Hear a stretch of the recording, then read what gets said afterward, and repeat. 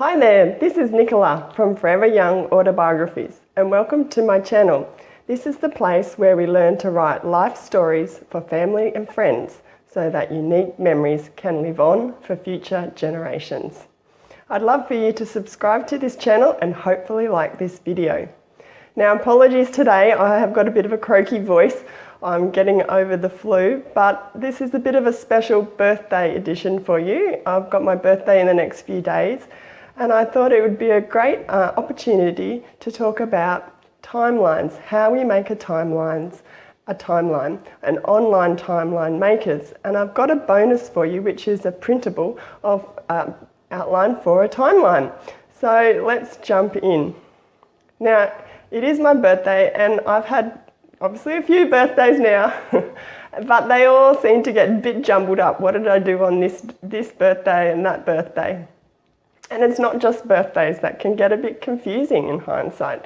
You know, there's marriages in the family, there might be deaths, there'll be other key events in your life or your lifespan. That's like, what year did that happen? You have to go ask someone. Now, it's crucial that you get your facts straight when you're writing your autobiography or memoir.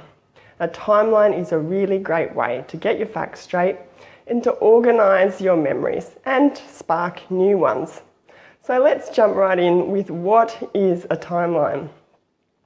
A timeline is a list or a schedule of usually events.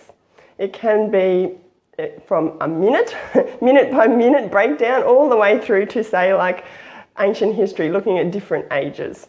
So there's a whole spectrum in between. Mostly it involves text and photos, but you can get creative. And of course, it's really handy for making an autobiography. Now, how do we do that? What sort of things would we include in our own personal autobiography timeline? Now, there's probably 5 things that I recommend people include. Number 1, of course, would be the year. Break it down by years. So the year, and then in the next column you might have what your age at the time is. That's a good reference point. And then you'll list things that happened in that year. So key events that relate to you. So that might take a bit more room. And in the following couple of columns you'll have family events or milestones. That's really good for when Uncle Joe got married, or you welcomed a new niece, or you became a godmother or godfather. So that's a great column to have as well. Finally, you want to look sort of within your town or your city or even the world. What key global events or outside your immediate area were happening? That's a really good memory trigger. So put all those in. Now, can you make your own? Of course, you can go offline and use pen and paper or pencil, eraser in my case, always making mistakes. But yeah, just use a sheet of paper. You might like to list, say, do it 1 sheet per decade. That's really a good way of organising it. So just rule up your columns with your headings, that kind of thing.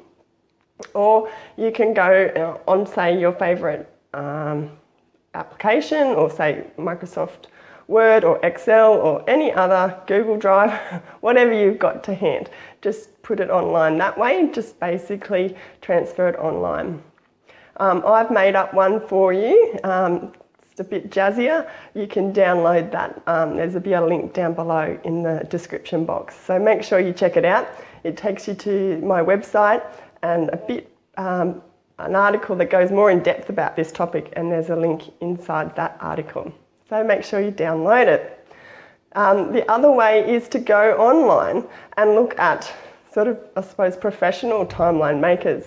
I looked at a whole heap. They're really great in that they will auto-adjust when you insert extra information. It's not like it just will expand and everything will go back into line. So it corrects as you add more information. They also come with lots of bells and whistles. So there's some that allow you to include video, some that include sharing capabilities or syncing capabilities. Really, there's so many things you can add to a timeline. It's amazing.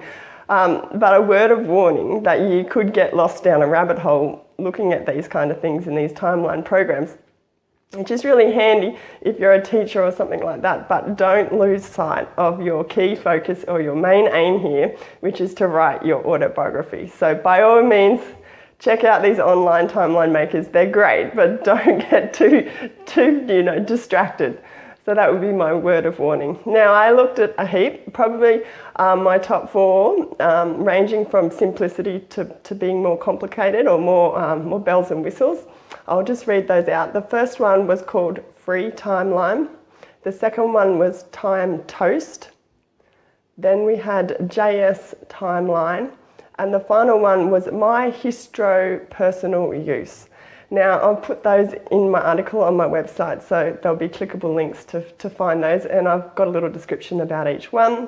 So yeah, check them out.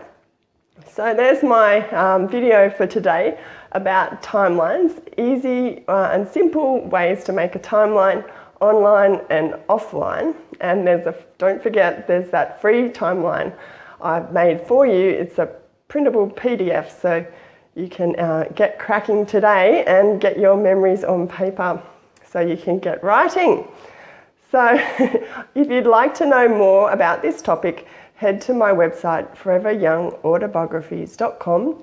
There's an article there about this with all the details about those other online timeline makers and more. So make sure you check it out. And if you're going to give one a try, whether it's online or offline, I'd love to hear about it. So leave me a comment down below which one you're going to choose, or if you've even started, I'd love to hear about it.